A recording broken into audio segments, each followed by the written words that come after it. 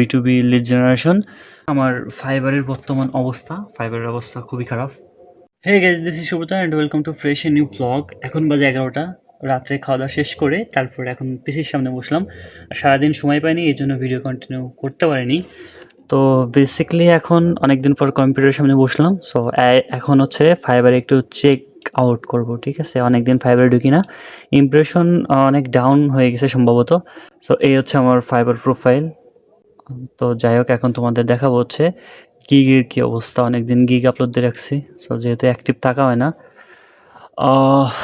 এইটার হচ্ছে কি, এটা ডাটা এন্ট্রির ইমপ্রেশন 57, তারপরে Facebook business page create and set up 161, YouTube channel create and set up and branding 110, আর হচ্ছে B2B লিড জেনারেশন 73।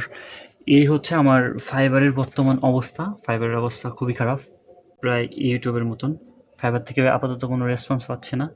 সো ইউটিউবের অবস্থাও খুব খারাপ, কারণ ইউটিউবেও হচ্ছে প্রপার ভিউ নাই। ডেলি ব্লগ দেওয়ার চেষ্টা করছি, তারপরেও ভিউ নেই। আসলেও কিছু করার নেই। এখন ইউটিউবে যাই। গ্যাস, দেখো, এ হচ্ছে ইউটিউব অ্যানালাইসিস। ইউটিউব হিস্ট্রিতে যাওয়ার পরে এই হচ্ছে অবস্থা, দেখছো? মানে ভিউ নাই বললেই চলে। ইউটিউবের অবস্থা খুবই খারাপ। আচ্ছা, আমি প্রপার এইখান থেকে যদি দেখাই, তো এই হচ্ছে ইউটিউবের বর্তমান অবস্থা। মানে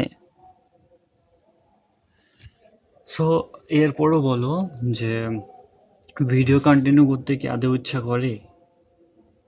আমার তো মনে হয় না, বাট তারপরেও তারপরেও ভিডিও আপলোড দেওয়ার চেষ্টা করি, এটাই আর কি।